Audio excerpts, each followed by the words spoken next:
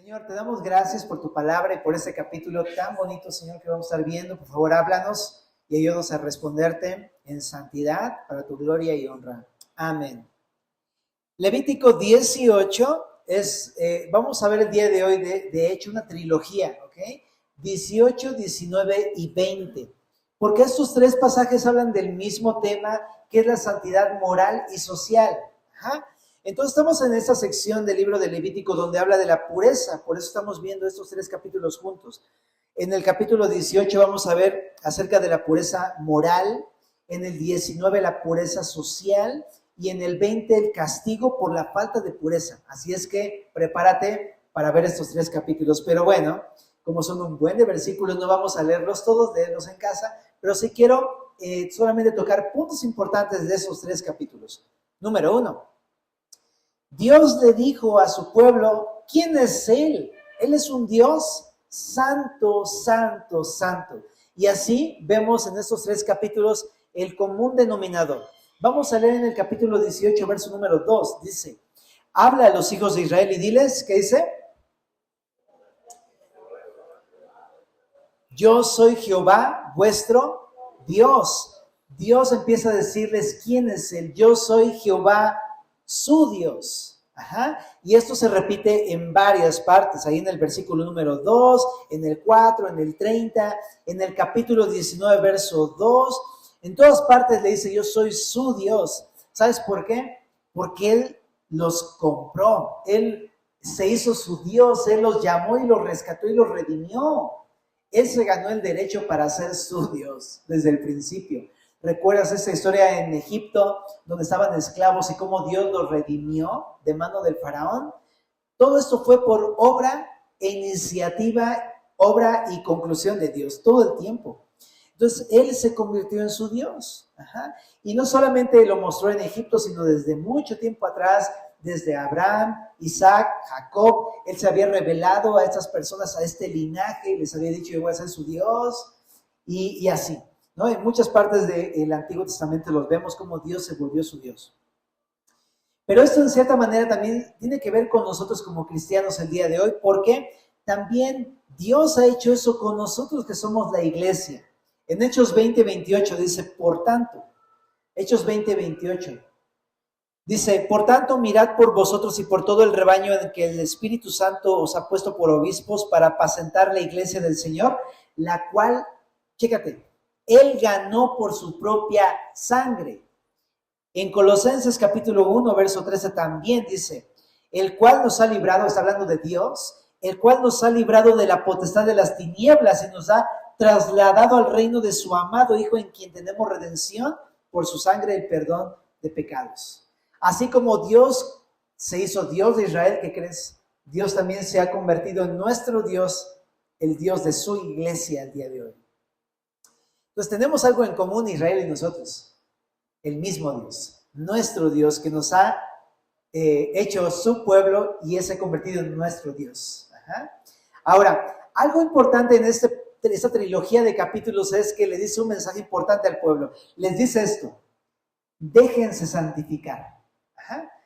¿Cómo llegamos a esta conclusión? Bueno, en el capítulo 19, verso 2 les dice algo importantísimo, que es el corazón de Levítico. Les dice, habla toda la congregación de los hijos de Israel y diles, santos seréis porque santo soy yo, Jehová, vuestro Dios. Les da un mandato, sean santos. ¿Por qué? Porque su Dios es santo, así de simple. Si Él, siendo santo, los compró, significa que ellos tienen que ser igual a Él. Entonces, sean santos como su Dios. Ahora, en ese capítulo 19, en el capítulo 20, en el verso número 7 repite la idea, como una especie como de coro, ¿no?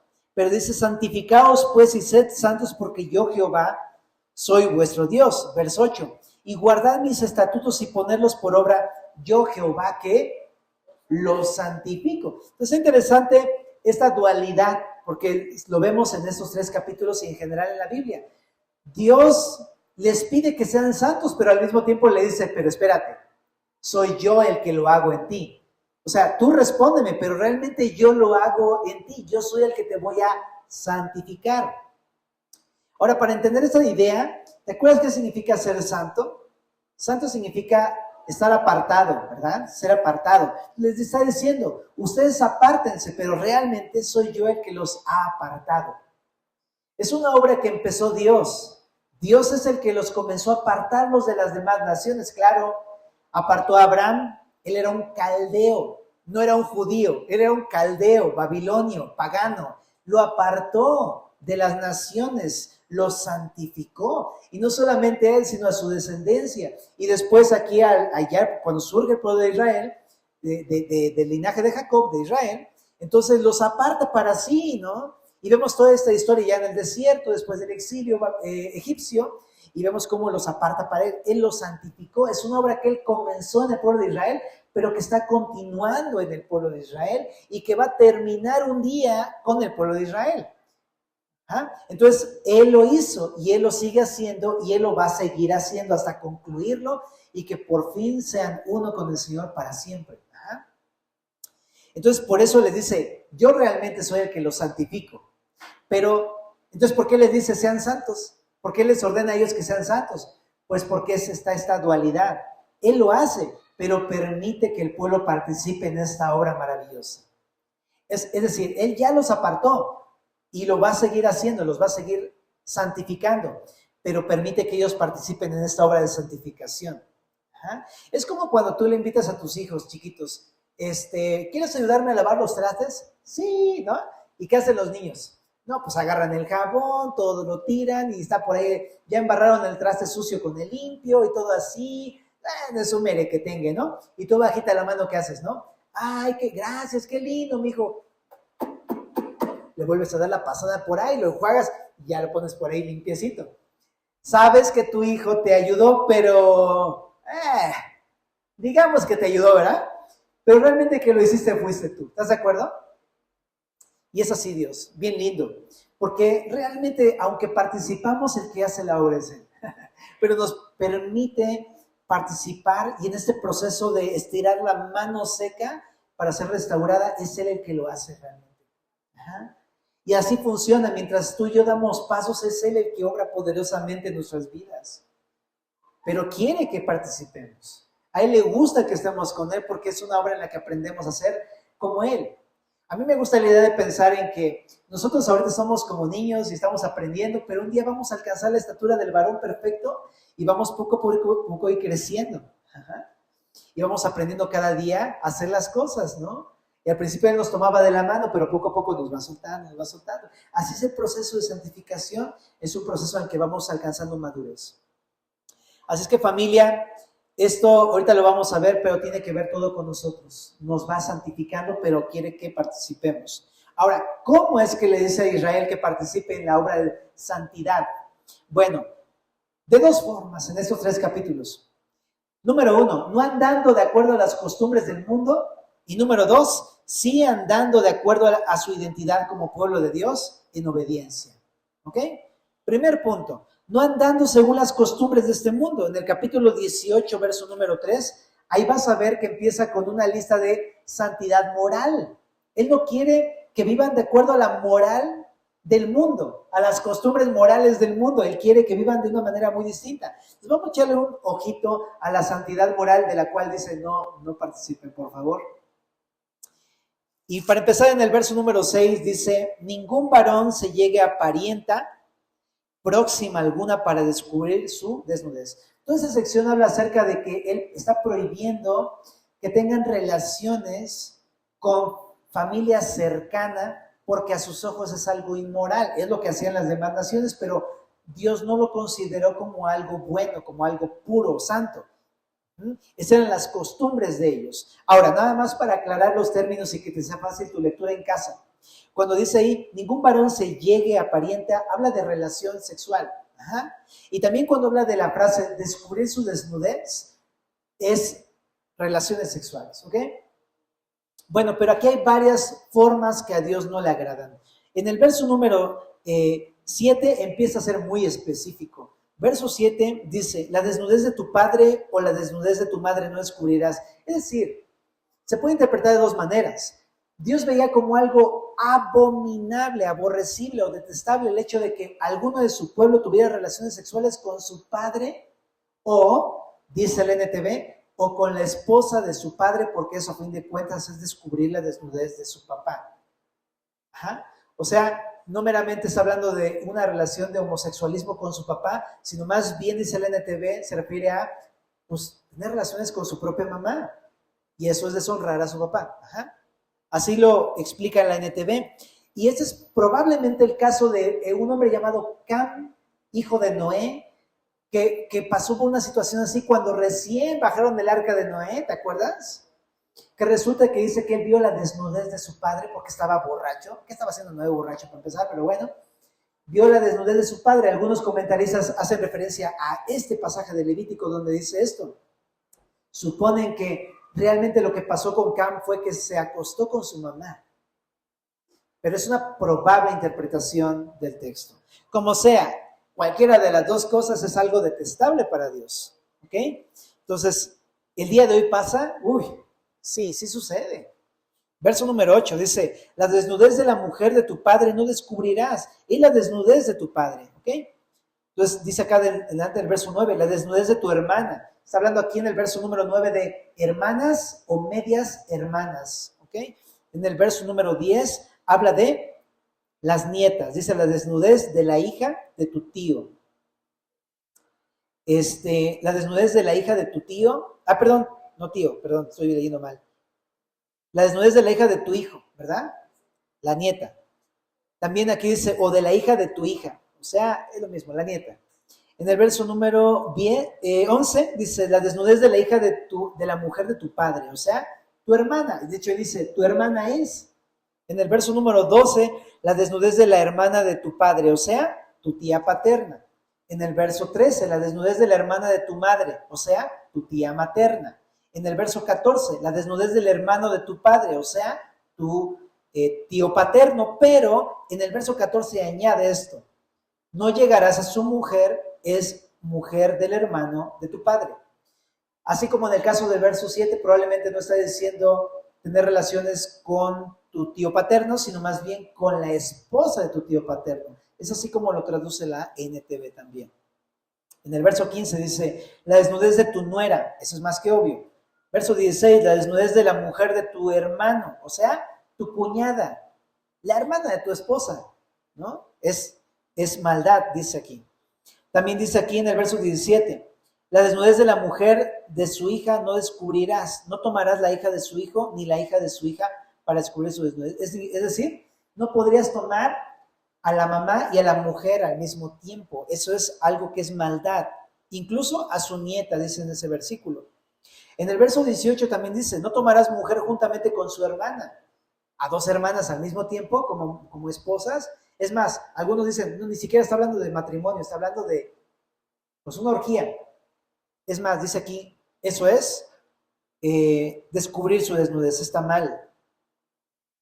Ahora, esto es muy similar a lo que pasó con Jacob, aunque lo que pasó no fue error meramente de Jacob, aunque sí sucedió con Jacob, pero sucedió más bien por parte de Labán, ¿verdad? Pero bueno, no vamos a discutir el asunto porque eso fue antes de esto, pero bueno. Entonces, sigamos en el verso número 19. Hay otra manera inmoral. Dice, no llegarás a la mujer para descubrir su desnudez mientras esté en su impureza menstrual. Este es un pasaje un poco, pues, interesante también porque lo mencionamos en Levítico 15, pero aquí lo repite, entonces es algo importante. ¿Qué significa o por qué dice esto? Un comentarista dice, es que las relaciones sexuales del matrimonio no son malas, pero no puedes ponerlas encima del amor y del honor a tu mujer. ¿Se entiende? Porque algo así en estos días no sería quizá algo muy honroso. Ajá. Entonces, qué interesante comentario. Y pues pienso que sí es muy probable eso. Ajá. Ahora, en el verso 20 dice, no tendrás acto carnal con la mujer de tu prójimo. Aquí ya lo generaliza. Si es mujer de tu prójimo, pues no es tu mujer, punto. Ajá. E incluso la NTV dice, la mujer de tu vecino. O sea, tu vecino de tu casa. O sea, no os paséis de la barda, ¿no? Eso. Verso 21 dice, no des hijo tuyo para ofrecerlo por fuego a Moloc. No contamines así el nombre de tu Dios, yo, Jehová. Aquí hay otro pecado inmoral, aunque ya no es del índole sexual. Aquí ya se pasa más bien a un asunto de idolatría. Y empieza a mencionar a este ídolo Moloch, que te acuerdas que era el ídolo que calentaban al rojo vivo y ponían a los bebés para cocerlos vivos en las manos de este ídolo. Entonces, dice Dios, esto es algo inmoral, es algo, dice ahí, que contaminaba la tierra. Entonces era algo malo. Y cuando la gente israelita lo hacía, entonces el nombre de Dios era contaminado entre las naciones. En el verso número 22, chécate lo que dice. No te echarás con varón como con mujer. ¿Qué dice ahí? Es abominación.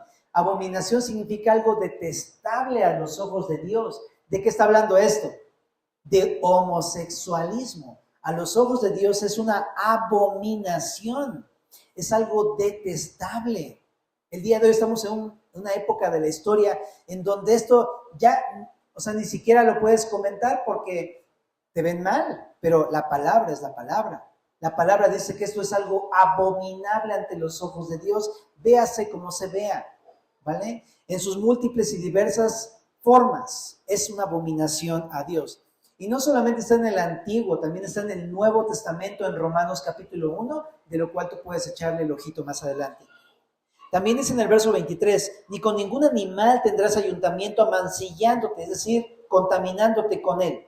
Ni mujer alguna se pondrá delante de animal para ayuntarse con él. Es perverso, es perversión. ¿Te das cuenta? Es zoofilia, ¿no? O lo que le llaman bestialidad también. Pero es un pecado abominable, perverso a los ojos de Dios. Entonces, estamos viendo esto. En esa sección estamos viendo cómo debía dejarse santificar el pueblo. Y esta forma es no andando según las costumbres inmorales del mundo. Y es lo que estamos viendo. Pura abominación, pura cosa inmoral del mundo. Entonces Dios quería santidad moral en el sentido con el pueblo de Israel. Pero no era el único tipo de pureza. También otro tipo de pureza que quería era la pureza social, es decir, la forma en cómo se tenían que relacionar con Dios y la forma en cómo se tenían que relacionar para con los demás. Eso también requería pureza. Y eso está descrito en el capítulo 19 de Levítico. Mira, nada más voy a mencionar puntos porque sí es muy largo, ¿ok? Pero léenlo en casa. Pero está dividido básicamente en dos cosas. En la forma en la que te relacionabas con Dios, te decía, y con otros. Por ejemplo, con Dios, dice en el verso 3, mis días de reposo guardaréis yo, Jehová, vuestro Dios. Tenías que aprender a relacionarte con Dios de esta manera. Tenías que aprender a guardar el día de reposo. En aquel tiempo era algo que ya discutimos. Ahorita ya dijimos que nuestro reposo es Cristo, ¿verdad? Ok, recuérdalo. Pero en el verso 4 continúa, dice, no volveréis a los ídolos ni haréis para vosotros dioses de fundición, yo Jehová, vuestro Dios. En el verso 5 dice que tenías que sacrificar tus ofrendas de modo que seáis acepto. En el verso número, ¿qué más? Te voy a decir. En el verso 23, cuando ya el pueblo entrara a la tierra prometida, tenían que guardar 3 años y considerar como incircunciso lo primero de su fruto. Es algo que tenían que hacer al entrar a la tierra prometida, pero es un acto de pureza ritual para con Dios, ¿ok? Estamos viendo hacia Dios. Y así. Hay por ahí alguno que otro que a lo mejor se me pasó para con Dios, pero la idea es esta. Tenían que dirigirse de una manera adecuada, relacionarse de una manera adecuada para con Dios. Pero la segunda forma de tener una pureza social ante los demás. Y esto lo vemos sobre todo en la mayoría del capítulo 19. Por ejemplo, cada uno temerá a su madre y a su padre, verso 3. ¿Te das cuenta? La relación de hijos hacia los papás. Es una relación de respeto, obediencia, ¿no? Léase Efesios 6:1, que habla de pues, obediencia completa. También en el verso número 9 habla de mi relación para con el pobre y menesteroso, ¿verdad? El necesitado. ¿Cuál debía ser mi relación o forma de relacionarme? Pues cuando yo tuviera mi cosecha, pues recojo mi cosecha, pero lo que se me cayó, eso no, ahí se lo dejo al pobre, para que él pueda entrar, pueda recoger y pueda comer. Ajá. Y de esa manera me tengo que relacionar con él, dejándole su parte. Ajá. Dice, no rebuscarás tu viña, o sea, pues le quitas las uvas, ¿no? Pero no le quitas todas las uvas, o sea, le dejas por ahí unos rebuscos para el pobre y el necesitado. También eso habla de, pues, del amor hacia el pobre, fuera natural o extranjero, o sea, fuera israelita o fuera prosélito que se convirtió al Dios de Israel. Bueno, también en el verso 11 dice, no hurtes, no engañes, no mientas. Es algo muy obvio en la relación con el prójimo. También en el verso número 13 dice, no oprimas a tu prójimo, no lo oprimas, no le robes, no retendrás el salario de tu jornalero, o sea, de tu trabajador. Imagínate que te quedó mal o no acabó la chamba y es como, no te lo voy a dar hasta que me lo acabes. Y aquí dice, no le retengas su salario a tu jornalero. Ajá. En el verso número 14 dice, no maldigas al sordo, no pongas tropiezo al ciego. Qué loco, ¿no? Qué interesante, ¿verdad? La pureza social, ¿no? Dice el verso 15, no harás injusticia en el juicio. En el verso 16, chécate qué práctico. Dice, no andarás chismeando entre tu pueblo. Digo, no estamos clavándonos en eso, pero dice Proverbios que los chismes son como un bocado de pan bien sabroso, ¿verdad? Híjole, nos encantan los pedacitos de chisme. Eso no, híjole. Bueno, no atentarás contra la vida de tu prójimo. Verso 17, no aborrecerás a tu hermano en tu corazón. Me parece a mí sorprendente que eso fue lo que leímos el miércoles aquí en el estudio de Ezequiel. Y vimos que es bien importante no guardar rencor, ni amargura, ni odio, sino que la Biblia nos manda a perdonar, a reconciliarnos de todo corazón. Dice, no aborrecerás a tu hermano, ¿en dónde? En tu corazón. No guardes rencor, no guardes amargura, ¿no? Y ahí dice, razonarás con él. O sea, no es bien, pues ponte de acuerdo, razona, a ver cuál fue el problema. Dios nos hizo seres pensantes para poder resolver los asuntos. Verso 18, fíjate lo que dice, no te vengarás, no guardarás rencor a los hijos de tu pueblo, sino que amarás a los hijos, a tu prójimo como a ti mismo, ¿verdad? Entonces, bueno, está increíble lo que está diciendo aquí. ¿Cómo relacionarme con mi prójimo? En amor. Y bueno, también ahí hay mucho más que tiene que ver con prácticas ya del pueblo. No se podía ayuntar, pues, animales de otras especies, no se podían mezclar semillas de otras especies y cosas así, ¿no? También hay algo interesante respecto a algunos rituales que tienen que ver con el paganismo. Por ejemplo, en el verso 26, 27, 28, por ejemplo, dice, no comerás cosa alguna con sangre, ya lo vimos, no seréis agoreros, o sea, adivinos, no haréis tonsura en vuestras cabezas, es decir, algunos se peinaban y le decían al peluquero, peíneme con tonsura, que era un peinado redondo. Pero eso tenía que ver más bien con las prácticas de fertilidad hacia los dioses paganos. Entonces, cuando alguien hacía eso, lo hacía por adorar a dioses paganos. Entonces, de alguna manera, lo que está diciendo es aquí, no es que no te puedas cortar el pelo a la moda como israelita, sino lo que más bien decía es, no adores a los ídolos a través de estas cosas. Ajá. Entonces, ojo, esta parte no nos enseña que no puedes cortarte el pelo a la moda, ¿ok? Pero si te dijeran, córtatelo así porque de esta forma adoras a tal Dios, ahí sí es otra cosa, ¿verdad? Bueno, dice, no dañaréis la punta de vuestra barba. Igual se hacía lo mismo, se trasquilaban o se despuntaban las esquinas de las barbas, pues como un acto pagano de adoración, ¿ok? Entonces también igual era, no participes de actos de idolatría. Entonces no te preocupes si puedes irte con el barbero y que te echen una chaineadita por ahí, ¿verdad? Bueno, dice, no haréis rasguños en vuestro cuerpo ni imprimiréis en vosotros señal. Qué interesante. Es el mismo contexto, familia. Algunas personas se cortaban, se sajaban, como los adoradores de Baal, ¿te acuerdas en Reyes 18, donde los sacerdotes se sajaban, se laceraban? Y algunos se imprimían, o sea, se tatuaban cosas, pero ¿por qué? Para adorar a ídolos paganos. Entonces, si te das cuenta, la Biblia no está diciendo que no te puedes tatuar o que no te puedes, ¿cómo se llama? Sí, tatuar. Aquí el principio es más bien, si eso tiene que ver con idolatría, ese es el problema. Pero en sí un tatú no es pecado. Pero qué mal se saca de contexto este versículo. Entonces, por eso es bien importante siempre leer en el contexto, para no caer en una situación extraña. Ahora, solamente en la cuestión de los tatús, ¿verdad? Qué bueno que lo tocamos. ¿Está bien hacerme un tatú? Más bien mi pregunta sería, ¿por qué te lo quieres hacer? Porque tu cuerpo no es tu cuerpo y tú eres santo para Dios. Más bien yo te preguntaría, ¿tu Dios quiere eso para ti? Ajá. O sea, ¿o lo quieres hacer para Dios? Esa es mi pregunta, porque muchas veces más bien es como, pues no, realmente es más bien porque me gusta a mí, o porque me veo bien, o porque me gusta el look. Pues no es que esté del todo mal, pero pregúntale mejor al Señor, ¿verdad? Porque hay muchas cosas que a mí me gustan, pero no sé si le gustan a mi Señor o si Él quiera eso para mí. Ajá. Pero no es que sea pecado ponerte un tatú. Hay muchas personas que se ponen tatús para, porque quieren ocuparlo como un vehículo para el evangelio, o simplemente para recordar. Es que nunca quiero olvidar esta frase porque esta frase me marcó mi vida. Porque con este versículo Dios me rescató, o porque me va a recordar a caminar en la palabra de Dios. No sé, o sea, hay cuestiones que podrían ser correctas, familia. No podemos decir entonces que está mal un tatú, más bien la motivación. Eso sí es muy importante, y considera que tu cuerpo es santo. Entonces, más bien pregúntale a Dios, ¿ok? Mi pastor tiene aquí unos tatús de sus hijas, están muy lindos. Él sabe por qué se los puso.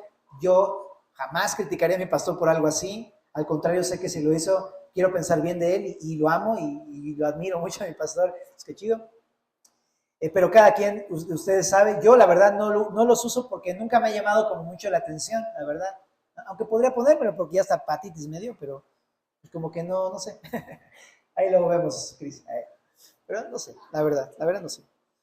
Pero bueno, seguimos. Pero si te das cuenta, más bien todas estas cosas son cosas que Dios no quería que hiciera su pueblo, además por el hecho de que no quería que participaran de cosas pues idólatras, ¿no? Paganas. Eso es lo único.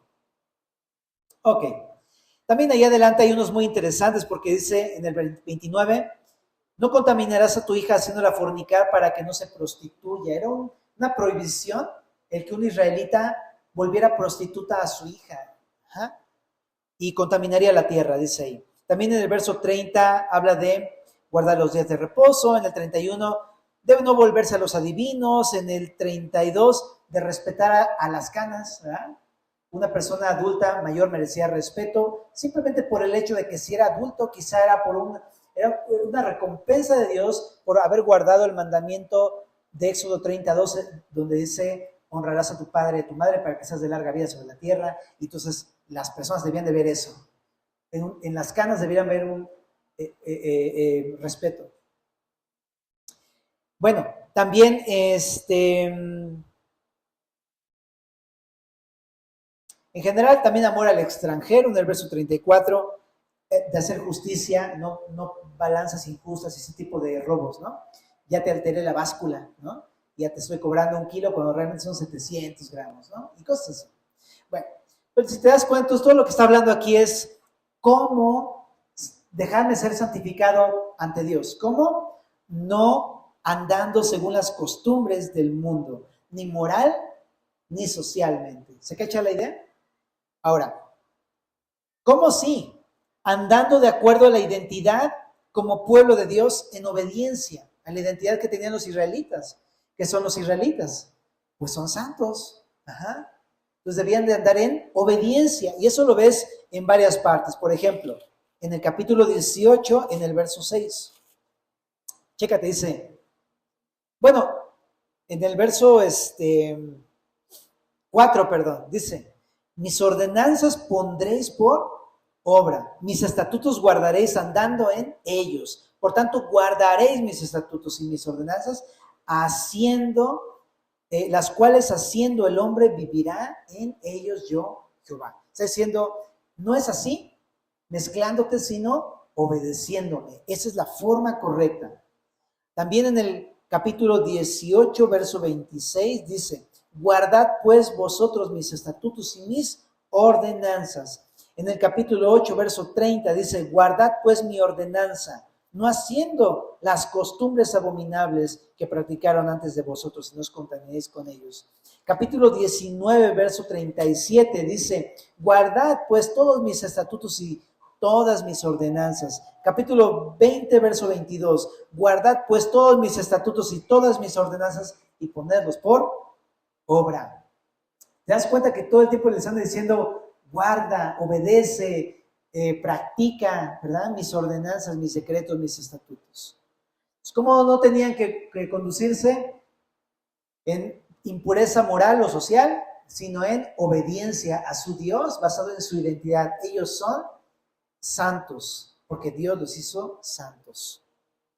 Y eso es en general todo el capítulo. Ahora, hay tres razones básicas por las cuales tenían que ser santos. Número 1, ya dijimos, porque yo soy Jehová tu Dios, lo que vimos al principio, ¿te acuerdas?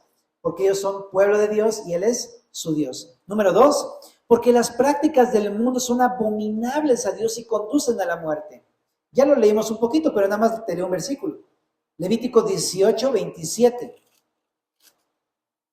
Dice, guardad pues vosotros mis estatutos y mis ordenanzas, y no hagáis ninguna de estas abominaciones, ni natural ni extranjero, porque todas estas abominaciones hicieron los hombres de aquella tierra que fueron antes de vosotros, y la tierra fue contaminada. No sea que la tierra os vomite por haberla contaminado, como vomitó a la nación que la habitó antes de vosotros.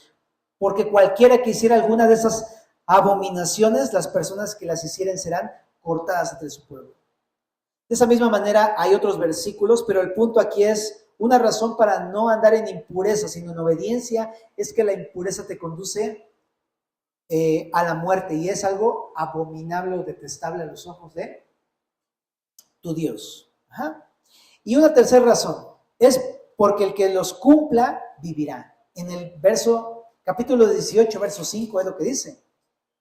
Los cuales haciendo el hombre vivirá en ellos.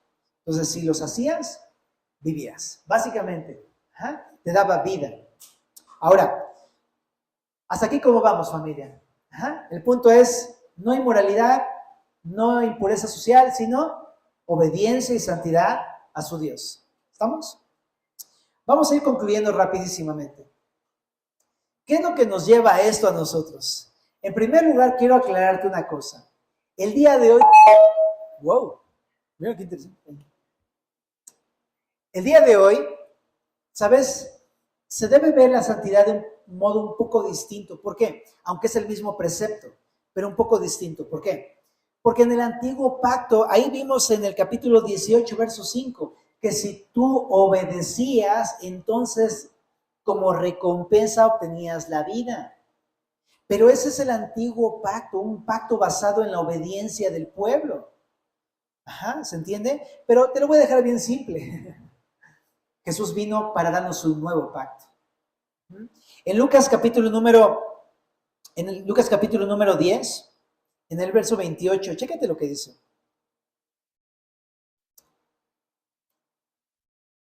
En Lucas 10, en el verso número 28, perdón. A ver, espérame. Lo apunté mal, es en el verso número 25. He aquí un intérprete de la ley se levantó y dijo para probarle a Jesús, Maestro, haciendo qué cosa heredaré la vida eterna. Él le dijo, ¿qué está escrito en la ley? ¿Cómo lees? Aquel respondiendo dijo, amarás al Señor tu Dios con todo tu corazón y con toda tu alma y con todas tus fuerzas y con toda tu mente, y a tu prójimo como a ti mismo. Y le dijo, bien has respondido, haz esto y vivirás. Pero él, queriendo justificarse a sí mismo, dijo, Jesús, ¿y quién es mi prójimo? Bueno, no te voy a decir toda la historia, pero ¿qué está sucediendo en este encuentro? Resulta que este hombre estaba pensando que la vida eterna se recibía por las obras. Por eso llega con Jesús y le dice, ¿qué tengo que hacer para obtener la vida eterna? Y Jesús le dice, con que tú quieres ese camino, ok, pues haz lo que dices. O sea, haz lo que dice la ley. Pero la respuesta de este hombre no debió haber sido justificarse. Decir, no, es que lo que pasa es que, pues, ¿quién es mi prójimo? No, él debió haber dicho, Señor, es imposible esto. O sea, nadie ha podido obedecer la ley. ¿Quién ha podido amar a Dios de esta forma y a su prójimo como a sí mismo? No puedo. Es lo que debió haber dicho sin justificarse. Debió haber dicho, esto es imposible. O sea, nada más te pregunto a ti, ¿tú lo has hecho? Si dijiste que sí, ya caíste en una mentirota porque no es cierto. Amar a Dios con todo tu corazón y con toda tu mente y con todas tus fuerzas, tu prójimo como a ti mismo, bro. Nadie en sus fuerzas lo ha hecho. Nadie. Lo único que nos queda decir es, no, me he quedado muy corto, de plano. Y no podríamos llegar a justificarnos y decirle a Dios, yo sí, ninguno de nosotros lo ha podido hacer. Pero ¿qué hizo este hombre? Dijo, ¿quién es mi prójimo? Pero la realidad es que nadie puede hacerlo. Y en Romanos capítulo número 10, verso número 5, lo aclara Pablo de una manera maravillosa. Dice, porque de la justicia que es por la ley, Moisés escribe así, el hombre que haga estas cosas vivirá por ellas. Es decir, hay dos caminos para poder ser justo ante los ojos de Dios. Número uno, el camino difícil, el camino de la ley. ¿Qué dice la ley? Pues si haces todas las cosas que están escritas aquí, antes vas a vivir, pero pues tienes que hacerlas todas. Ajá. Pero dice aquí, pero la justicia que es por la fe, dice así, no digas en tu corazón, ¿quién subirá al cielo? Eso es para traer abajo a Cristo, o quién descenderá al abismo, eso es para hacer subir a Cristo de entre los muertos.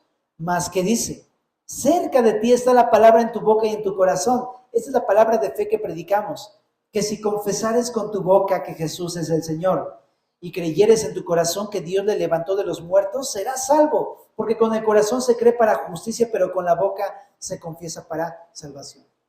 Déjame decirlo sencillo porque sería entrar en todo un tema de Deuteronomio 30 y todo. Pablo citó el Deuteronomio 30 para decir estas palabras, pero te lo quiero decir simple. Lo que está diciendo es esto. El camino difícil es las obras, pero es imposible. Pero si quieres, vete por ahí. Y nunca vas a poder llegar a ser salvo ni santo. Pero el camino que está al alcance de todos es el camino de la fe. No tienes que hacer que Jesús venga a salvarte, Él ya vino. No tienes que hacer que Él resucite de los muertos. No, Jesús ya resucitó de los muertos. La salvación es una obra que depende de Dios y Él ya la hizo hace 2000 años. Entonces, no tienes tú que complicarte, ¿qué tienes que hacer tú? Solamente lo único que tienes que hacer es creer en Jesús. Es lo único que tienes que hacer. Dice ahí, basta con que confieses con tu boca que Jesús es el Señor y creas en tu corazón que Dios le levantó de los muertos. Es una obra de Dios, no nuestra. Y cuando tú crees en Jesús, automáticamente eres salvo, automáticamente eres santo, hecho santo. ¿Por quién? ¿Por ti? No, por Dios, por medio de la fe. Es algo que hizo Jesús. Qué increíble, ¿no? Entonces, ¿por qué te digo todo esto de la salvación y la justificación? Familia, porque no es que la salvación se obtenga porque tú te esfuerces por ser santo, sino más bien la santidad de Dios es una obra de Dios, no es una obra humana. Y la comenzó Cristo, ¿cuándo? Cuando tú creíste en Jesús. Cuando tú creíste en Jesús, Jesús te hizo santo, te apartó del pecado y te convirtió en parte de su pueblo y de su familia. Te hizo santo. Él lo hizo, no por tus obras o por mis obras, sino porque Él lo hizo con su obra en la cruz. Te hizo santo. Pero ahora que ya somos santos, Él quiere que tú y yo participemos en esta obra de santificación que Él continúa haciendo el día de hoy en nuestras vidas. ¿Se entiende? Así que, ¿cómo debo ver la santidad de la cual vamos a hablar ahorita? No como una condición para que Él me salve y me perdone, sino más bien como una respuesta a que ya soy santo por fe. ¿Se entiende la gran diferencia? Ajá. Entonces, todo esto que vamos a ver enseguida no es una condición para que tú seas salvo, ¿ok? Sino es tu respuesta lógica al hecho de que ya eres de Dios, ya eres santo. Ahora, habiendo dicho esto, acompáñame a 1 de Pedro 1:16. Me encanta porque no es algo obligado, sino es algo que ya te nace del corazón. Me nace del corazón decir que tú eres mi Dios. Estamos redimiendo la canción, ¿no? Pero sí, ¿no? Nos nace del corazón porque somos eso, santos. 1 de Pedro 1:16 dice, bueno, déjame leerte desde el verso 13, ¿va?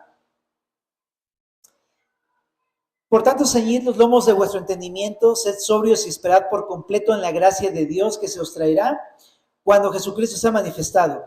Como hijos obedientes, no os conforméis a los deseos que antes teníais estando en vuestra ignorancia, sino como aquel que os llamó es santo, sed también vosotros santos en toda vuestra manera de vivir, porque escrito está, sed santos porque yo soy santo.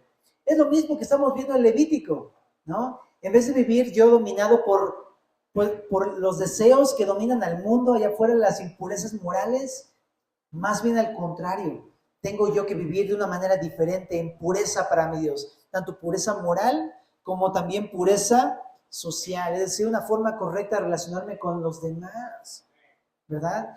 Y esa es la forma en cómo Dios nos enseña. ¿Y por qué? Porque somos santos. Entonces, ¿quién es tu papá? Dios. ¿Cómo es Dios? Santo. Yo soy su hijo. ¿Cómo tengo que ser? Pues santo, ¿verdad? Es lógico. Y dice ahí, en toda vuestra manera de vivir. En 1 de Pedro 4, verso número 1, también dice, 1 de Pedro 4:1, puesto que Cristo ha padecido por nosotros en la carne, vosotros también armaos del mismo pensamiento, pues quien ha padecido en la carne terminó con el pecado. ¿Para qué?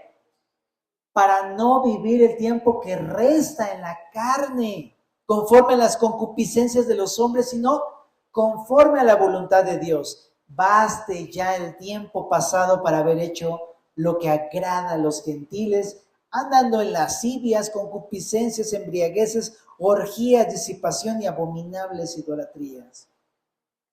Ya estuvo, bueno, dice Pedro, ya estuvo, ya hice de todo antes cuando no conocí a Jesús. Ahora soy diferente, ahora soy un hombre de Dios y quiero vivir el poco tiempo que resta, que no sé cuánto tiempo me resta vivir, ¿no? En mi caso no sé si una semana o un año o 3 años o no sé. Pero vale la pena pensar que tengo poco tiempo para poder responderle a mi Dios con santidad. Ya estuvo bueno todo lo que hice antes. Ya me hastié, ya me sacié, ya es cosa de vivir ahora diferente. En el capítulo 1 de Efesios, perdón, 5 de Efesios. Nada más voy a tocar unos puntos porque ya estudiamos Efesios, ¿verdad? Entonces lo tienes fresco, me imagino. En Efesios 5 dice lo siguiente. Sed pues imitadores de Dios como hijos amados. Te decía, si mi papá es santo, yo también debo ser un hijo igual, ¿no? Santo. Y andad en amor como también Cristo nos amó y se entregó a sí mismo por nosotros. ¿Te acuerdas que ahorita leímos en Levítico cómo tenía que relacionarse con los demás? Amando al pobre, al necesitado, amando al prójimo y así, pues es un mandato igual. Si tu padre es amor, porque tú y yo no podemos andar en amor, al contrario, es amemos, porque así es Dios, es amor. También en el verso número 3 dice, pero fornicación y toda inmundicia o avaricia ni aun se nombre entre vosotros, como conviene a santos, ni palabras deshonestas, ni necedades, ni truhanerías que no convienen, sino antes bien acciones de gracias, porque sabéis esto, que ningún fornicario o inmundo o avaro, que es idólatra, tiene herencia en el reino de Cristo y de Dios. Ahí habla de impurezas de manera muy general, pero es muy parecido a lo que vimos en Levítico 18. ¿No? Aquí las generaliza todavía mucho más en Efesios. Pero qué interesante, ¿no? Las inmoralidades no le corresponden a uno como hijo de Dios. Y ahí incluso dice, ¿no? Los que practican estas cosas, pues son idólatras y no tienen herencia en el reino de Dios. Y en el verso 6 dice que nadie te engañe con palabras vanas, o sea, que alguien te quiera convencer, no te preocupes, no pasa nada. No, sí pasa, porque aunque no perdamos la salvación, es un pecado que le ofende a nuestro Dios. En el verso número 7 dice, no seas partícipe con ellos. En el verso 8 dice, hey, antes eras tinieblas, ahora aluche. Antes eras tinieblas, ahora eres luz en el Señor, ¿verdad? En el verso número 9 dice, el fruto del Espíritu es en toda bondad, justicia y verdad, una correcta relación con el prójimo, comprobando lo que es agradable al Señor. No participéis de obras infructuosas de las tinieblas, sino más bien reprenderlas, porque vergonzoso es aún hablar de lo que ellos hacen en secreto. Mas todas las cosas, cuando son puestas en evidencia por la luz, son hechas manifiestas, porque la luz es lo que manifiesta todo. Por lo cual dice, despiértate tú que duermes, y levántate de los muertos, y te alumbrará Cristo. O sea, una persona que está viviendo en inmoralidad es una persona que está dormida. Así de sencillo. Y tienes que despertar. Verso 15, mira pues con diligencia cómo andéis, no como necios, sino como sabios, aprovechando bien el tiempo, porque los días son malos. Y ya lo vimos en Efesios. Entonces nada más puntualizo.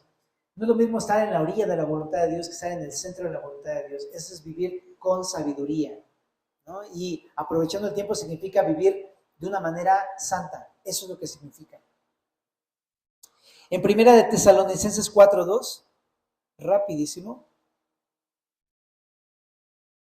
dice, porque ya sabéis qué instrucciones os dimos por el Señor Jesús, pues la voluntad de Dios es vuestra santificación, que os apartéis de fornicación, que cada uno de vosotros sepa tener su propia esposa en santidad y honor.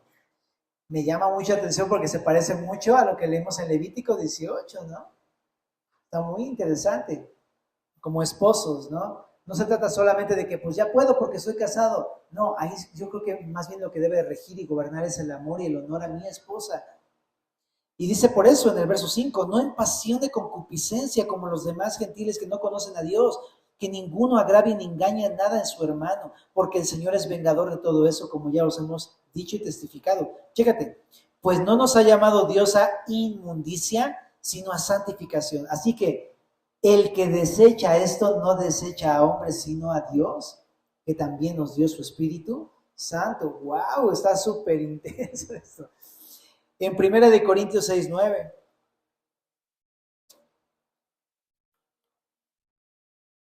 ¿No sabéis que los injustos no heredarán el reino de Dios? No erréis, ni los fornicarios, ni los idólatras, ni los adúlteros, ni los afeminados, ni los que se echan con varones, ni los ladrones, ni los avaros, ni los borrachos, ni los maldicientes, ni los estafadores heredarán el reino de Dios. Pero dice, y esto erais algunos, mas ya habéis sido lavados, ya habéis sido santificados, ya habéis sido justificados en el nombre del Señor Jesús y por el Espíritu de nuestro Dios. En el verso número 17 dice, el que se une al Señor, un espíritu es con él. Huid de la fornicación, cualquier otro pecado que el hombre comete está fuera del cuerpo, mas el que fornica contra su propio cuerpo peca. ¿O ignoráis que vuestro cuerpo es el templo del Espíritu Santo, el cual está en vosotros, el cual tenéis de Dios y que no sois vuestros? Porque habéis sido comprados, ¿por qué? O sea, somos santos, pues, ¿no? Habéis sido comprados por precio. Glorificad, pues, a Dios en vuestro cuerpo y en vuestro espíritu, los cuales son de Dios. ¿Oramos? Señor, te damos muchas gracias por tu palabra en esta tarde. Gracias por hablarnos y seguir limpiándonos de nuestras inmundicias, Señor. Te pedimos perdón por aquellas cosas que aún siguen ahí en nuestros corazones. Pero también entendemos que en tu gracia nos estás llamando a ser limpiados y purificados, Señor. Termina tu obra en nosotros, Señor. Continúa haciéndolo y ayúdanos a voluntariamente gozarnos en el camino de la santidad junto contigo, Señor. Haz la obra, límpianos más y más hasta que quedemos blancos como la nieve, Señor. En el nombre de Jesús.